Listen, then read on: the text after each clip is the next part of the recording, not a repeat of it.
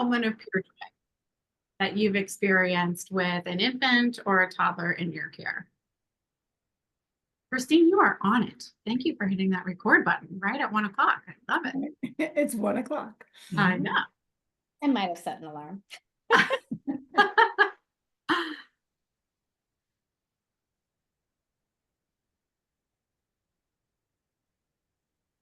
All right, so keep signing in, and I think we're going to get started. We have so much to share with you today. I don't want to waste any more time. But keep signing in, tell us where you're coming from, and share a joy of being with infants and toddlers. Just a few housekeeping reminders. You will receive a certificate for today. It will be coming after, obviously, so look for that by the end of the week. We are recording, as you just heard, we are recording this, so you can go back and look at it again. You can find some more resources that you may have missed. Please share it with others as well, and it will be listed on our website on the Resource Cafe, and on the Becker's YouTube. So it'll be available for you to go back and watch again, because there's so much going to be shared. You're going to like, I missed something. I need to go back and watch it again. And please share with your colleagues. Like I mentioned, the Ed team has created some great resources, which, well, I'm right outside Orland too. Sorry, I'm trying to read the chat. So we have tons of resources, which some will be shared in the chat today for you to access right away. And everything will be available on our website in the Resource Cafe. So look for that as well. We will ask you to do a very short evaluation. We're always looking for feedback. We're all teachers. We always want to know what we did well and what we can do a little bit differently next time. So a little bit about us. So you may have noticed the education team at Becker's has grown over the summer. So I am Kathy Trainer, and I am one of the early childhood specialists here at Becker's. And we are joined today by Christine Murray and Rachel Woff, who joined us just in June as part of our team, and our Director of Education and Development, Erin Murray, who will be our facilitator for today.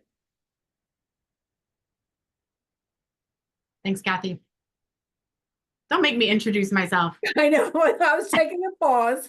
So Erin, as I said, is our Director of Education and Development, who comes with us with 20 plus years as an early childhood educator, a coach, and a facilitator. She really loves to focus on the social and emotional well-being, child-led learning, and environmental design. She loves the little ones the best, but also the 3s and 5s as well.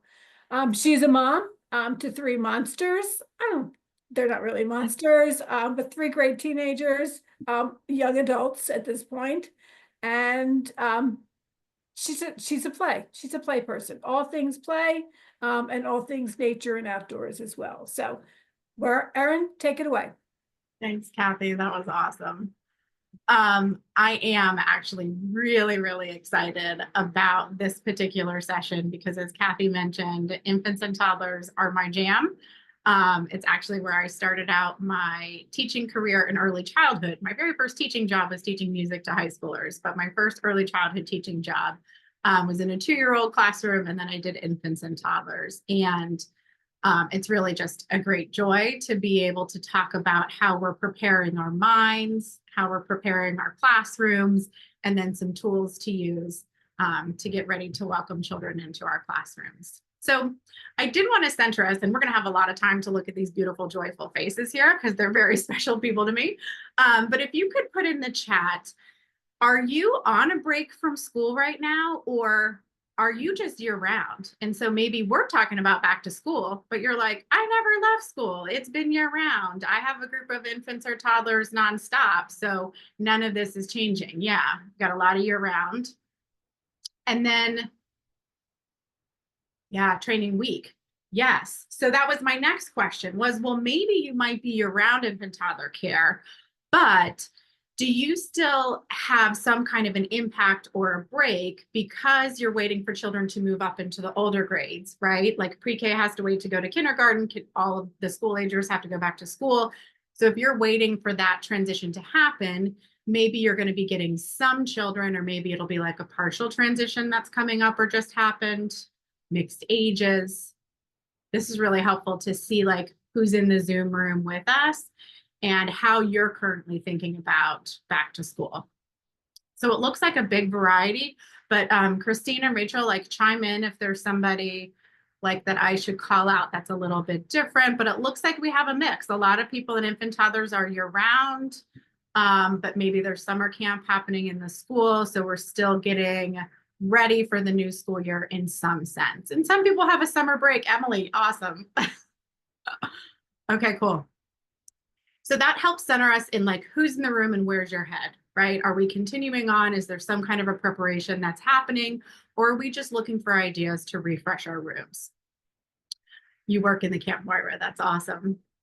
So we're going to focus today on some strategies to support us to create joyful classrooms and joyful learning experiences for our toddlers. Because as you can see, in my opinion, and it's very biased, there is nothing more joyful than an infant or toddler just experiencing life. I think I'll always say there's a piece of my soul that just isn't available to people if you're over 3 years old. But if you're under 3 years old, there's just something wonderful that happens when you engage in a serve and return. So while we're going to focus on some very practical and immediately applicable strategies that you can use, we're really going to center this in creating joyful experiences and joyful environments. So the agenda today, how can we create connected classroom communities? Well, we're going to focus on the relationships, the environment, and then basically what happens, the rituals and routines that we create throughout the day. So I would like to pause here to say, we would really love this to be a crowdsourcing experience of all of our collective wisdom. So I've already seen from the chat some of your amazing moments of pure joy with infants and toddlers, your experience, what is your role? So I know that we have some wisdom here joining us today. So as we share a strategy or an idea and you have a connection, you have some kind of, oh yeah, I've done that, or the way that I've done this, that was successful, please go ahead and pop that into the chat so the rest of us can benefit from your experience. And we're actually going to share out just a wrap up of some of the feedback that we've collected during this experience after today's webinar. If you do have a question, please put that into the chat. Into the Q&A, but if you just have comments or connections throughout, please go ahead and put that into the chat. So we're going to start with relationships, and it's really no wonder why, because relationships are foundational to everything we do as educators, but in particular as caregivers and educators of our youngest children. And there's a reason that the pyramid model, in addition, right above an effective workforce, we center everything on relationships. Why in the class tool, the very first domain is relational climate. And why in the NACCE 10 program standards, relationships is right at the beginning. Creating strong relationships where children feel a sense of safety and connectedness is how we foster joyful experiences. So one thing we can do with relationships is create what are our relationship goals and make it really personal to you as a caregiver or an educator. So think about yourself and think, what do I want every child in my care to experience as a part of being in my classroom or a part of being my program, or if I oversee multiple programs? And so this is really something very personal to me. I kind of developed this for myself a long time ago. But I wanted every single child in my care to feel capable, uniquely special, and well-loved. And I wanted every family member to see me as a true partner in their child's care and education. So in order to be able to do that, though, I have to check my mindset about, am I really in that spot to have every single child in my care feel uniquely special, well-loved, and capable? And does every family see me as that partner? So doing that mindset work, it comes into play not just before the beginning of the year when you're thinking about maybe creating one of those relationship goals, but it happens daily and an ongoing basis with young children. Young children cry, they have tantrums, they have bodily functions that can be uncomfortable for even adults to deal with the aftermath. They get injured, they get sick. There is a lot of physical care and a lot of emotional investment that comes with being an infant toddler caregiver.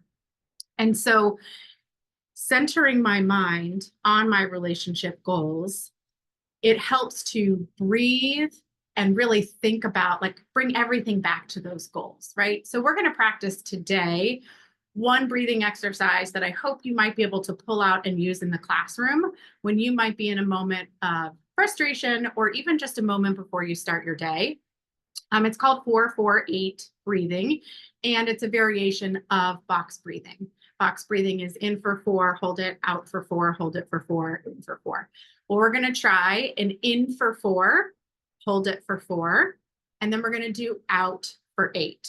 And then we're going to repeat in for 4, hold it for 4, and out for 8. So we're just going to try that 2 times. Maybe you're on your lunch break, maybe it's nap time in your program, and you might benefit from just a moment to center yourself and breathe in the moment. So I'm going to invite you just to exhale, and then we're going to breathe in, 2, 3, 4, and hold it, 2, 3, 4, and breathe out, 2, 3, 4, 5, 6, 7, 8.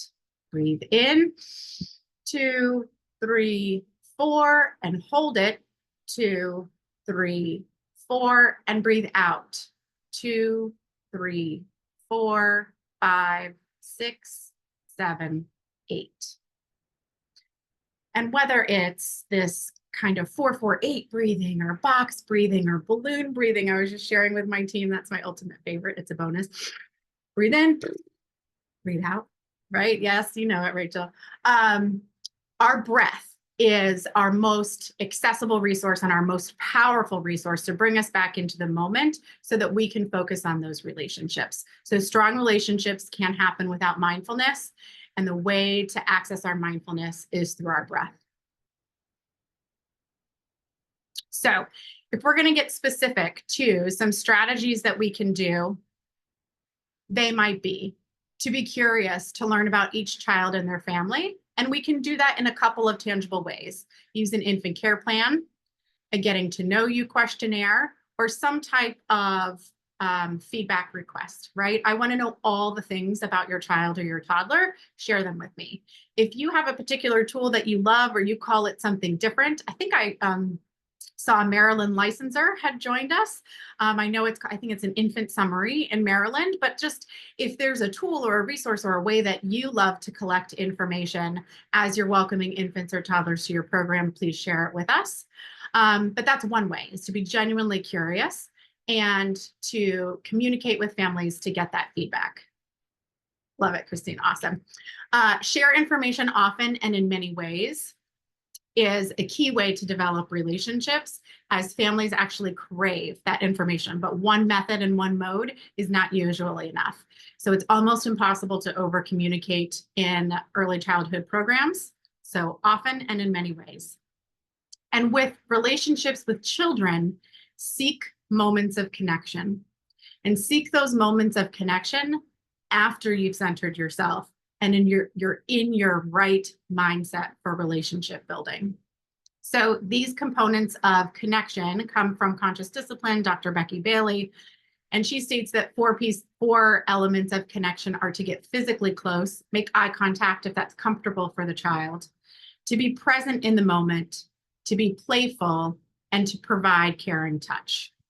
As many times as we can seek connection and be connected to infants and toddlers, the stronger our relationships will be, and the more joyful experiences we'll have. And then finally, as far as a strategy, we need to truly appreciate and honor the unique qualities of each child. So not just tolerate the unique qualities or not just I accept you for who you are, but really appreciate every single child and honor who they are. And that can be hard when children have just personalities or temperaments that might not be aligned with our own. We're all human and we all have different preferences and different ways of being and showing up in the world. So this is one of those pieces where we can go back to mindset. We can go back to our relationship goals and say, can I sit in my integrity and can I appreciate and truly honor the unique qualities of every child in my care? Again, if you have anything in addition to this, and I'm actually going to pause to ask one of my team to come in, what is one of your favorite strategies for developing relationships with families or with the child in your care? But I'd love to hear in the chat if anybody else has something that we didn't just touch on. These are big strategies, but do you have a favorite one for developing relationships with children and families?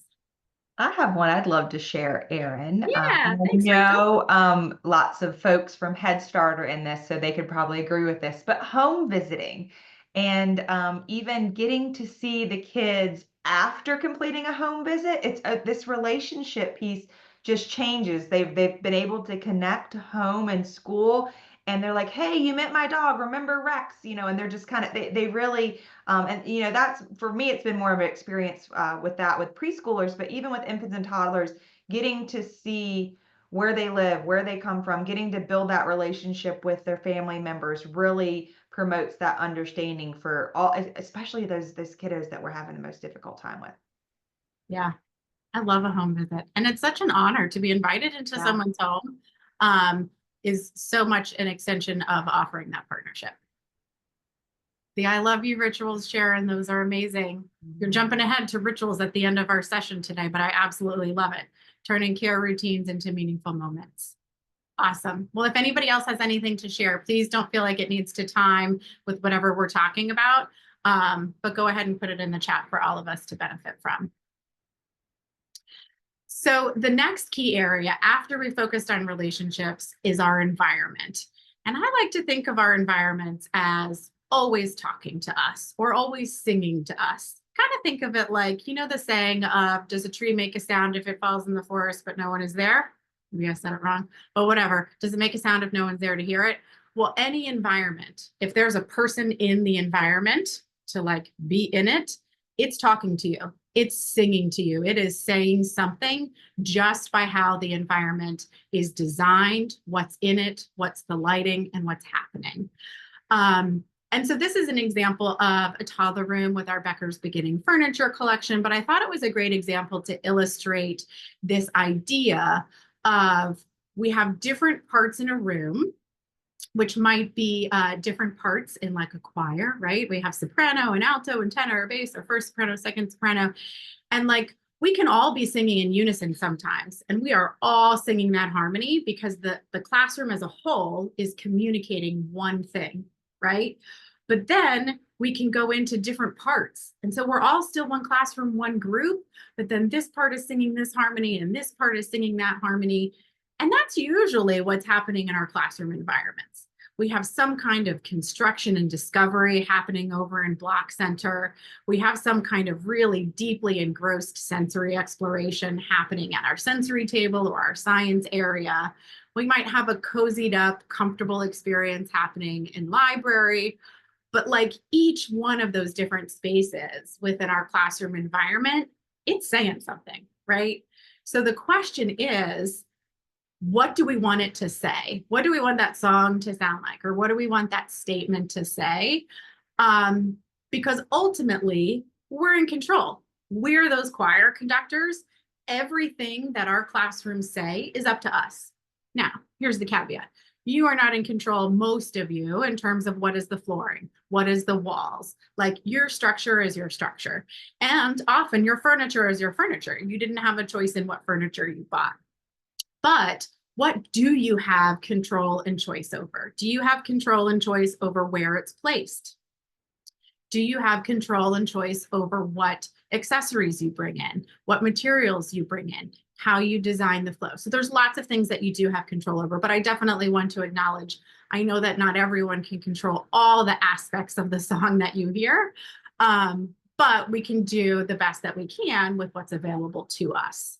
So we're going to dig more into these messages that we want our classrooms to say or to sing to us.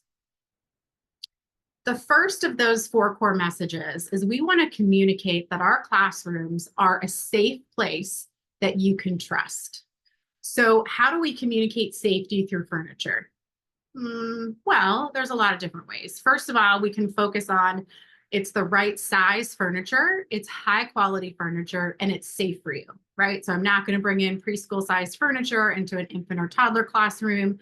I'm going to make sure that I'm using cribs that are safety approved, right? We're bringing in the right materials for the right age group, and they're safe. So number one, it's having the right sized furnishings. And then it's where am I placing it for a sense of consistency and routine.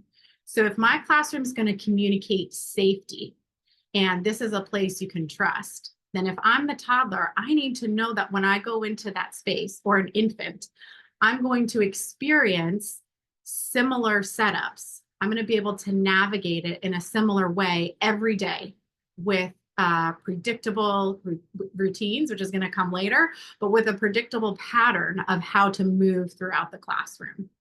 So I'm going to show you each classroom in subsequent slides in 3D images and also in the 2D overhead shot, just to kind of go through what could an infant classroom look like? What could a toddler 2's classroom look like when we're designing it to communicate safety and trust? Absolutely, Joy. So placement and safety of furniture includes good supervision, because I can't place a shelf right where I'm seated and then it blocks my view of the infants or toddlers that are just beyond that. Exactly. So we have to think about where people are positioned in the room and then what's their accessibility to see the children in their care. So let's dive a little bit deeper into what some of those are. So this is just a 3D view of an infant room, not overly large. This one is just over the 40 square foot per child. Most states are 35 square feet per child, but then a couple of states go up to 50 when it's for infants. So that'll be something specific to your program and your state standards, but roughly 35 to 45 square feet per child is typical. And in this space, what Joy just mentioned, furniture as it impacts supervision, that was visible in this design by placing the diaper changing table, it's right down here, so that as a caregiver is changing a diaper, he or she is facing the large area of where infants are playing. So that's one of the things where I could have turned it the other way and been facing against the wall, right? But then when I'm changing diapers, I'm not supervising the other children in my care. So this classroom was set up with 8 cribs. Thinking of a capacity of 8 is pretty typical. And then that it's a 1 to 4. So sometimes there will be only one caregiver and all 4 infants. So again, being able to position the material, the furniture, to be able to see all of the infants. The room is also arranged for the purpose of what's supposed to happen there with safety in mind. So you'll see that it's just the tile floor underneath the eating area. And so there's the low blossom table with the low cherries chairs, as well as the high chair ones with the trays. So you're going to meet the developmental needs of the infants depending upon their trunk strength and if they can hold themselves up, if they're ready to be at the table or they're ready to be in the chair with the tray. But that area, because we know it's going to get food all over it, and that's also where you're going to do sensory experiences, that's not going to have a carpet underneath. And it's also right next to the meal prep or like the kitchen area of the classroom. So it's where you're going to be warming bottles and prepping meals. So this is kind of what we would say the messy area and doesn't have a carpet. But if at all possible, every infant room would benefit from some type of soft surfacing where the infants can safely be on the ground to explore and not be exposed to either a wood or a tile or something hard underneath them. That being said, we also want to provide other comfortable places to explore. So these are just some of the options for children of different sitting up abilities. So a boppy, and then there's the curved one with like kind of the belt around it. It's not like a secure belt, but it's a wrap there, kind of positions them in there. And then the sit me up. So for those that are almost fully independently sitting up, but then sometimes, you know, you kind of see them, the leaning ones. That's a great one because it's the foam sit me up. And then bouncers, right?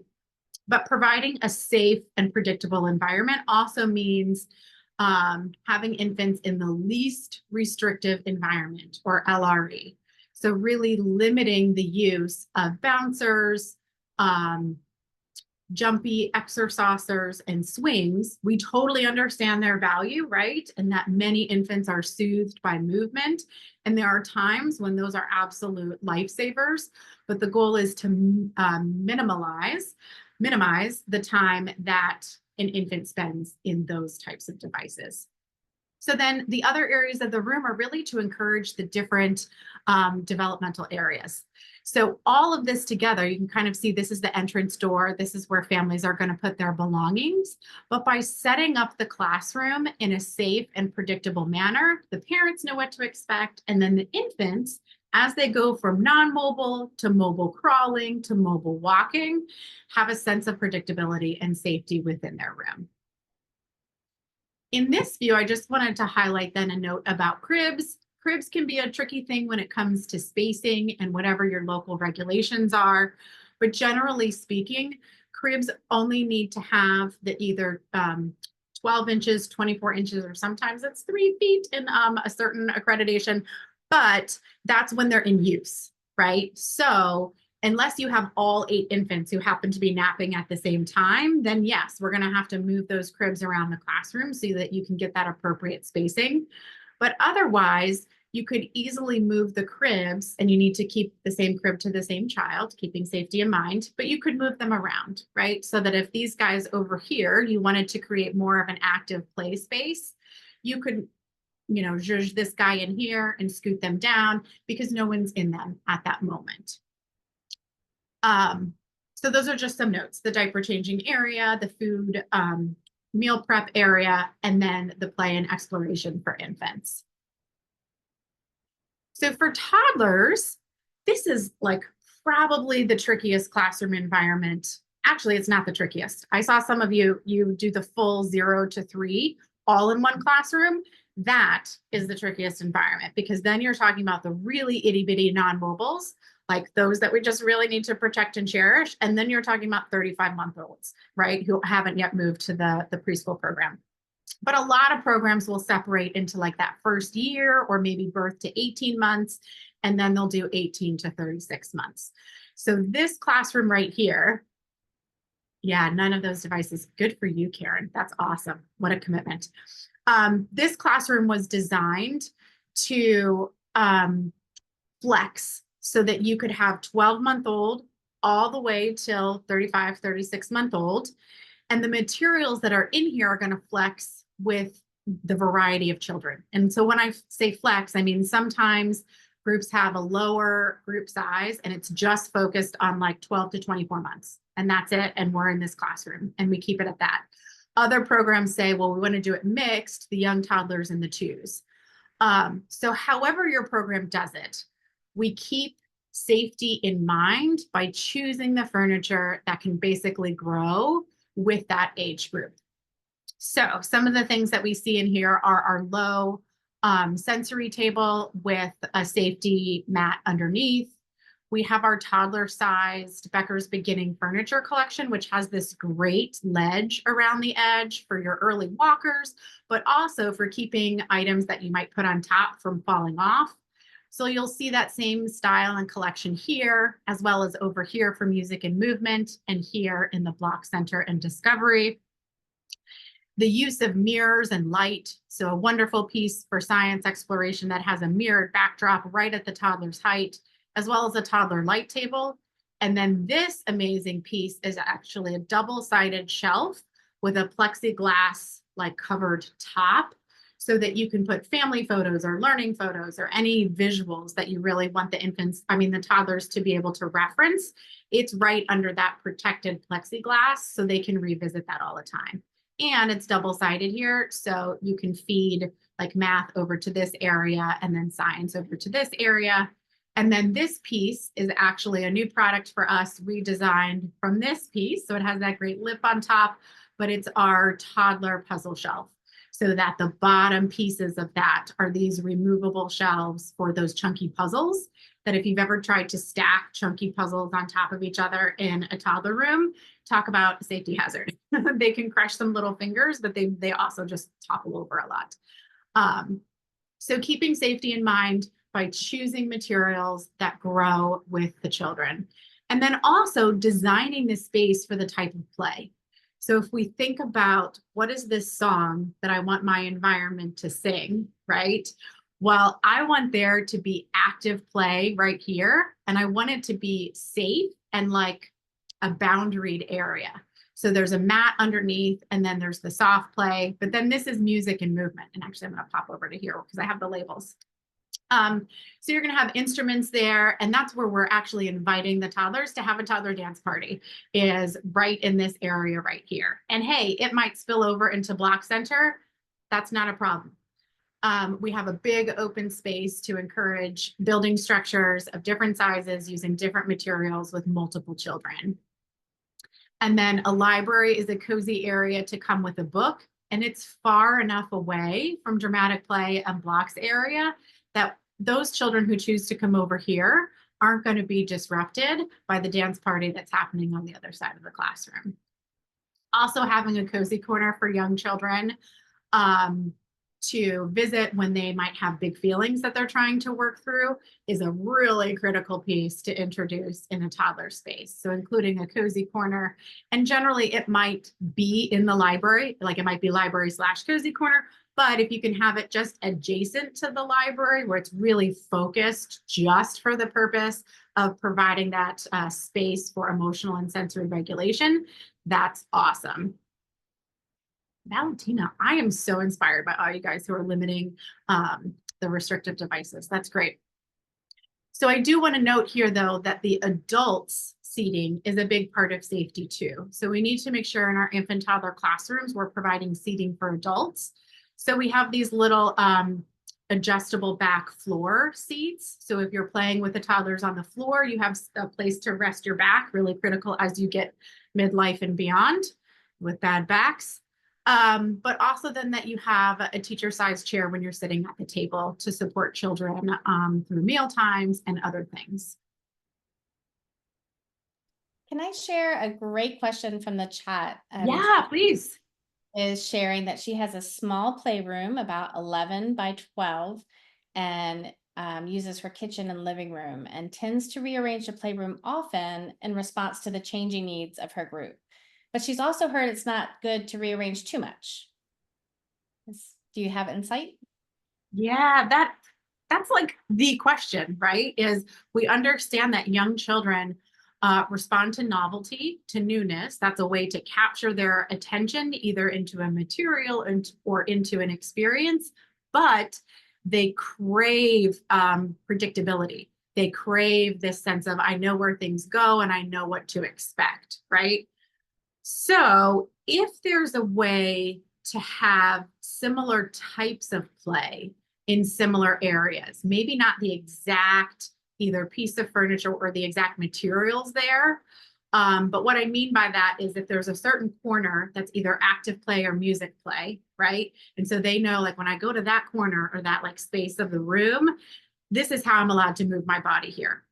But maybe you want to bring in different materials to support it, or within that active play, like maybe I can face it a different way. Like, can I make a small change but keep it in kind of a similar area so that the children can equate even basic things like with high energy or really active or calm energy. And this is a more relaxing place. So I don't know if I fully answered it, but if we can keep a little bit of consistency while still being able to offer newness is something that might work. Thanks, Christine. Thanks, Erin. Thanks, Judy.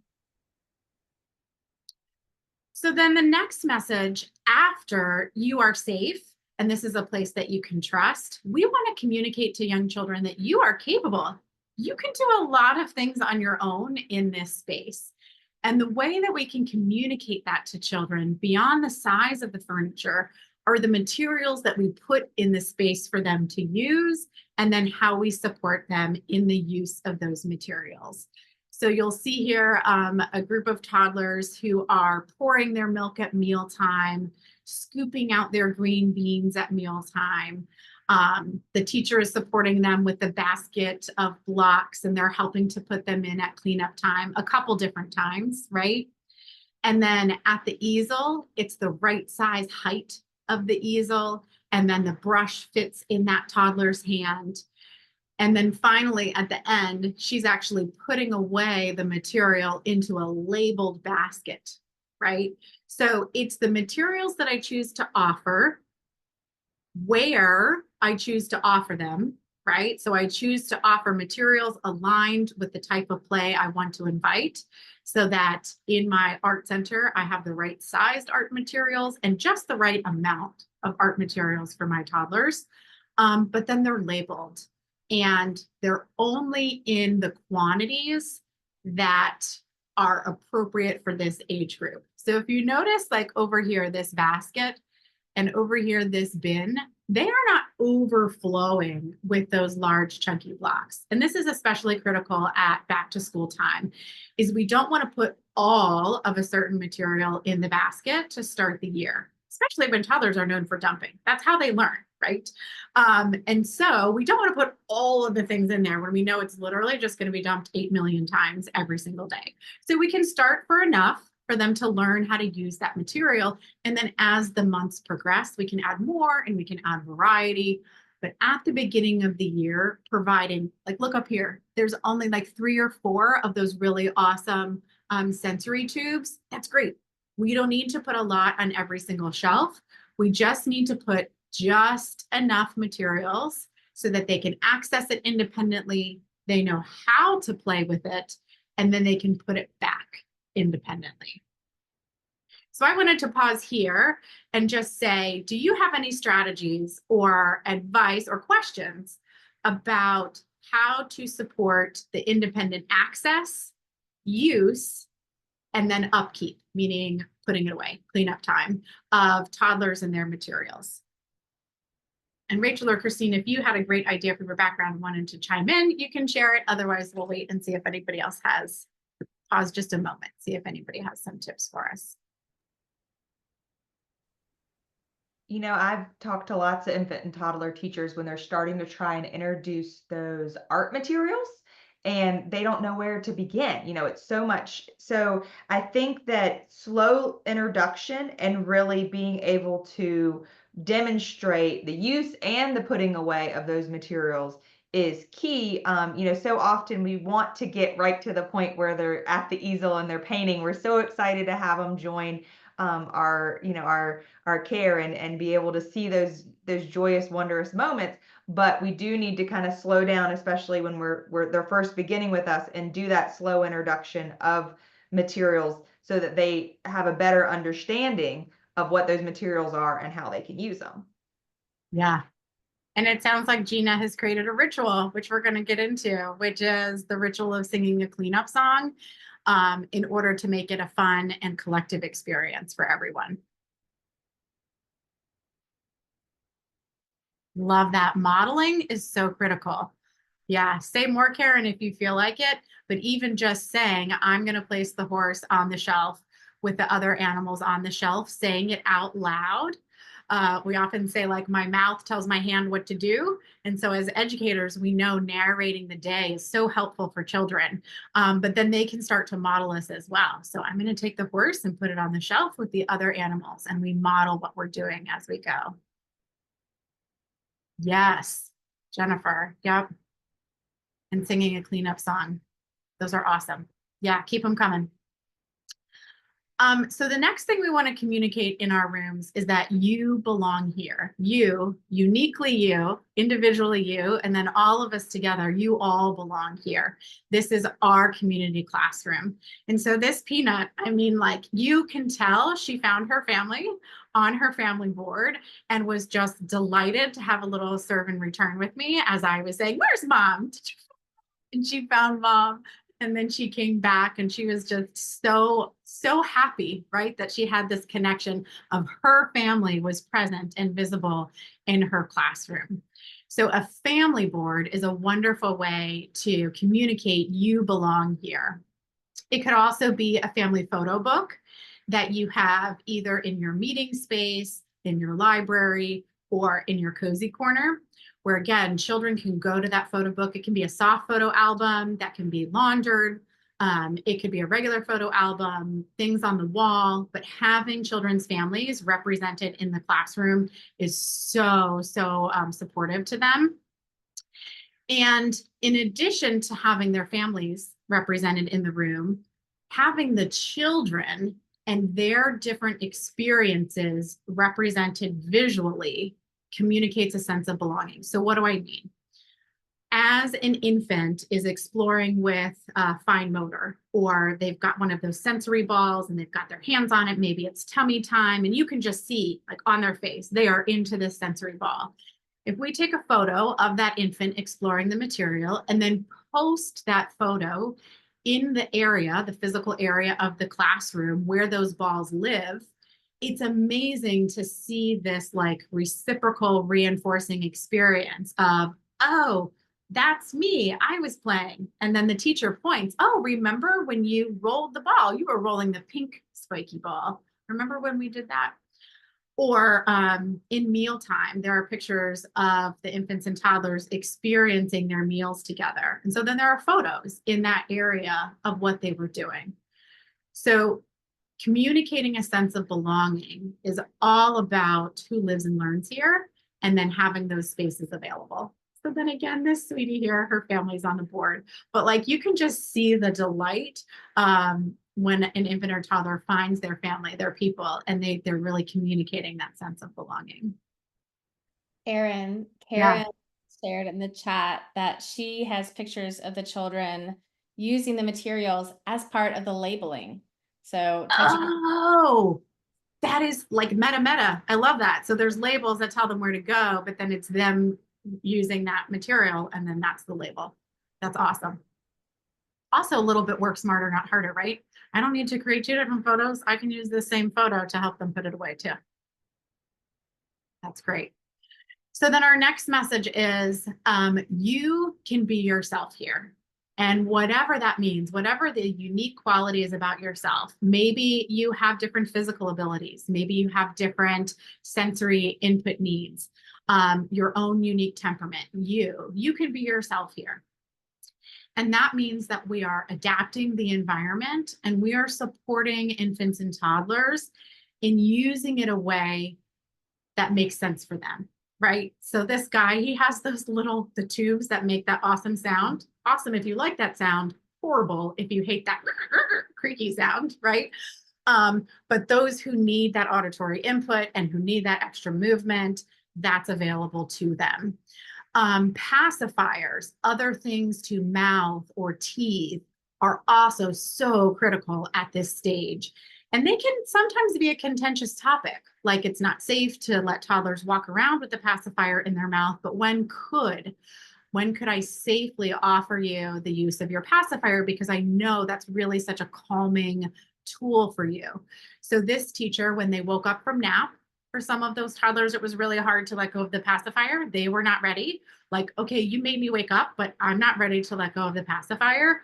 So what can I do to support your needs while also keeping safe in the classroom? So this toddler teacher strategy was, let's all go to their reading area, their library area, and the toddlers were allowed to sit. So as long as they were sitting with their pacifier and they were all like experiencing that story time sitting, then they could have it. And they had similar kind of rules where if they wanted it throughout the day at different times, then they could do that. So it's really about honoring what are your specific needs, so that you can be truly yourself, not kind of like a restricted version of you because your cry is too loud, your sensory needs are too much, the way you move your body is too much for us.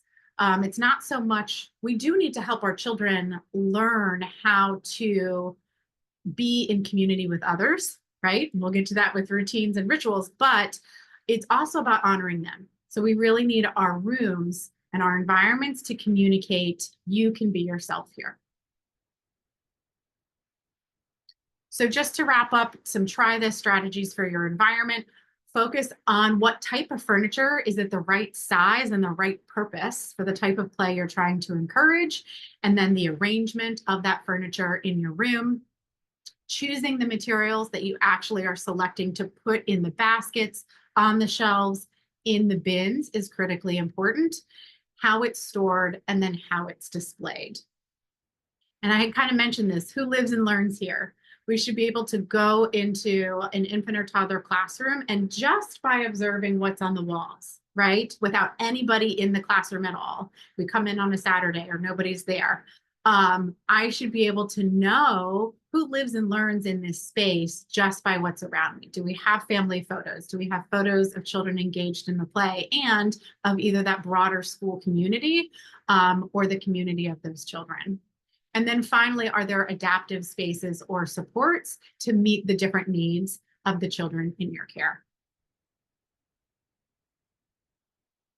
So finally, into routines and rituals. This is the magic. So we talked about relationships and the environment, and then it's what happens. What happens in the environment? Well, we have routines. Those are the everyday actions, and they're repeated consistently. We have a drop-off routine. We have a hand washing routine. We have probably dozens of routines and subroutines that happen because we operate in group care environments. But rituals take routines and they add an emotional connection. And when we take a routine and we create a ritual around it, some really magical things can happen. And I'm so sorry I forgot your name, but somebody already shared earlier that they love doing I love you rituals to start their day as a way to connect with children, right? But rituals can be around almost any of young children's care routines, feeding times, resting times, and even toileting or changing times. We can incorporate a ritual at the beginning or at the end or a part of that to really infuse meaning and connection into something that happens with consistent predictability. So, how can we support the daily routines in our classrooms? And Karen's ahead of me, like one step ahead. I love it, Karen. I should have invited you to be a panelist in this. Is that we can use visual supports in order to help the children in our care navigate these routines and rituals. So some of these could be a daily schedule, and it's a visual daily schedule that uses actual photographs of the children in the classroom, or you could use icons or a visual representation of that activity. So these are two core components, a daily visual schedule that lays out all of the different key areas of the day and features the specific photos of the children in that classroom. And then also those behavior expectations. So in this program, they called it ways to be helpful, but they might be called classroom rules, classroom expectations, classroom agreements or commitments. But basically, they are these behavior expectations that we have for the children in our care. So I'm not going to play these now intentionally, but we wanted to include them in the presentation so that you could access them later on your own. But they are videos of educators who are using visual supports to help toddlers move through these routines throughout the day. So like if I hover here, you'll see it turned into a hand. When you visit this presentation later, there'll be a hyperlink and it'll take you right to that YouTube video. And as I just saw Karen mentioned, she did pyramid model training, and that's actually where these videos come from, are different pyramid model supports, and they're examples specific to toddlers using the daily routine visual supports. So we wanted to help you in creating your own visual supports, because maybe this is something new to you, or maybe you have some that just you've been wanting to freshen up or use something new. So we've created some editable templates where you can download, and some of them you can edit and some of them you can just take as they are, meaning for creating a good morning ritual, we have it in color and then we also have it in black and white. but we have a version where if you want to change the language that you're using to describe the handshake, the fist bump, the high five, you can either do it in a different language that's represented in your classroom, or you can name it something else.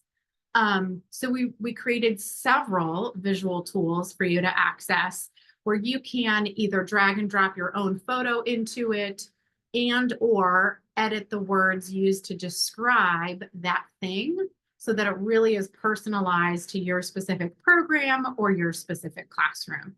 So at the end, you'll see we have a full resource guide where you can access these different tools. So I'll pause here and see if we have any questions that we can address before maybe I do a little show and tell of that resource. Karen, there's a visual self-registration example that we share in tomorrow's webinar, which I would love to see yours. So maybe if you want to engage on our socials when we have a post about today's webinars, but if you want to share like what does your visual attendance look like, we have a great example. It involves pumpkins, if that piques anybody's interest. Did anything pop in the Q&A that I haven't been paying attention to, Christine? No, I mean, I shouted out the things that Yeah. were Okay, good.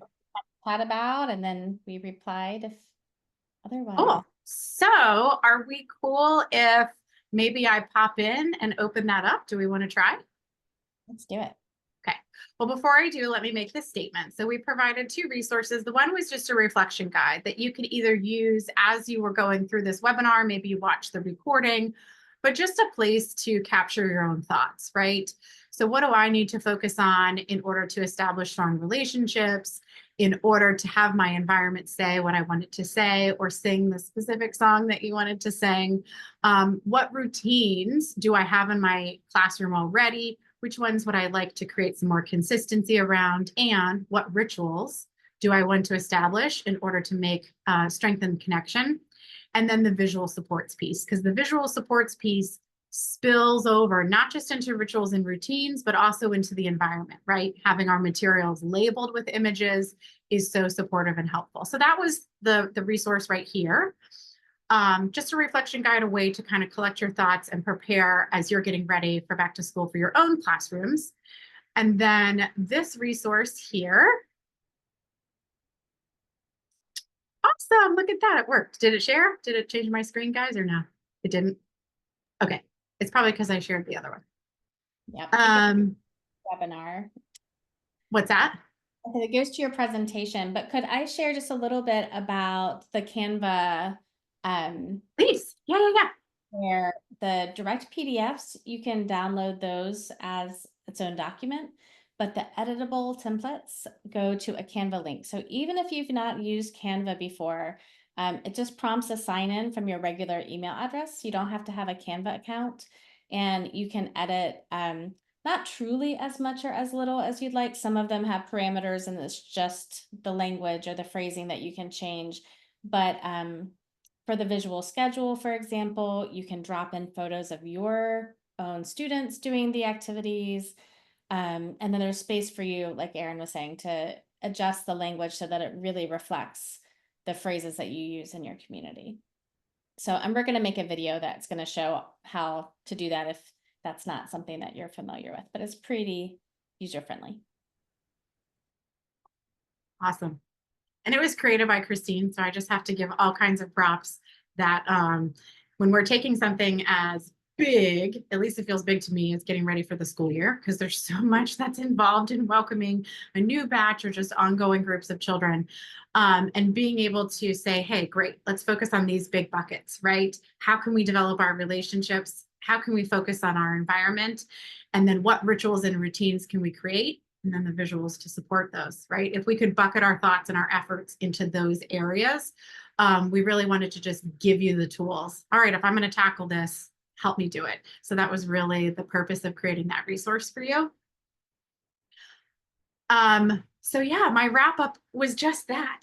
Our hope is that as you go into this new school year, you're able to focus on just the things that are going to have the most impact for you, right? So maybe pick and choose. You're like, Erin, I've got relationships down, ongoing. My kids know, like we're jamming. Relationships are awesome. But my environment, you know what? I could do a little tweaking to how things are arranged, or like which materials I introduce at the beginning of the year, and then how I introduce more. Or maybe visual supports are something totally new to you. So our hope is that you take something or a couple somethings away so that you can create an amazing back to school for your students, but also for yourself. And then I think there was a question from Rosario that maybe I can answer. Are schools choosing carpet or cloth mats as opposed to vinyl? It really depends on the customer and what their needs are and their purpose. But I will say sanitizability is important to everybody. So carpets tend to be the most challenging when it comes to regular cleaning and sanitation. And anything that can be like spray or surface cleaned with like a soap and water and then a disinfecting agent is often preferable. But it really just kind of depends on the customer's need. Oh, Karen, that was so sweet. We wish that we could talk about these things forever. It's some of our favorite stuff to talk about. So if you happen to either support preschoolers, you have preschoolers in your program, we hope you'll join us tomorrow. Oh, my presentation stopped. Christine's looking at me like, Erin, we had more slides all about this, and I'm not sharing those slides. So yes, we do have the additional resources. We do have another webinar tomorrow, and we're going to put in the chat a link to 3 quick questions just about your experience today in our webinar. And then your certificate will be emailed, if not tomorrow, within this week, because we are having another webinar tomorrow. So it might be that that follow-up email with your certificate comes by the end of the week. But we would so love your feedback, and then we'd love for you to join us tomorrow if you would like to. So we're just going to hang in here. And if you have any questions and want to put it in the chat, if you have any trouble accessing that reflection form, just let us know. But we'll sit here for just a little bit, and then we'll end the Zoom.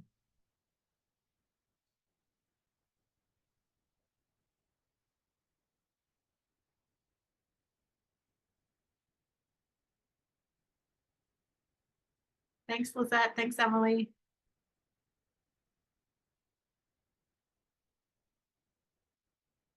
It's awesome to have you. Thanks, Julie. Thanks, Sophia.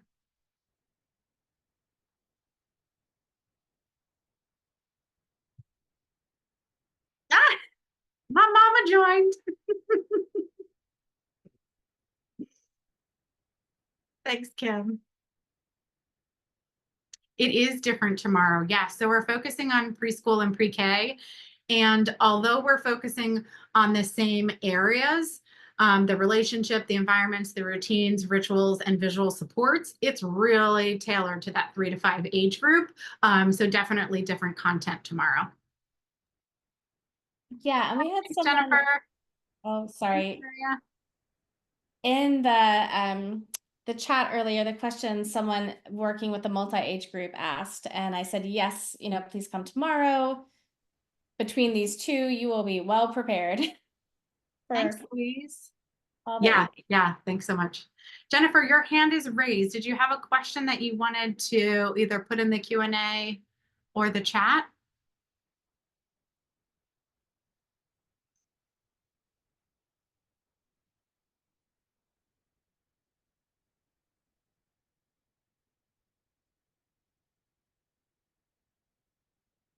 Thanks, guys. Let us know if you have trouble filling out that evaluation, because your feedback is really super helpful for us. Awesome. We love it if you just hit buttons. If you can make stuff like fly, we've also experimented with that. Like you can, the reactions come zooming up behind us. So if you know how to make that happen, you can do that as well.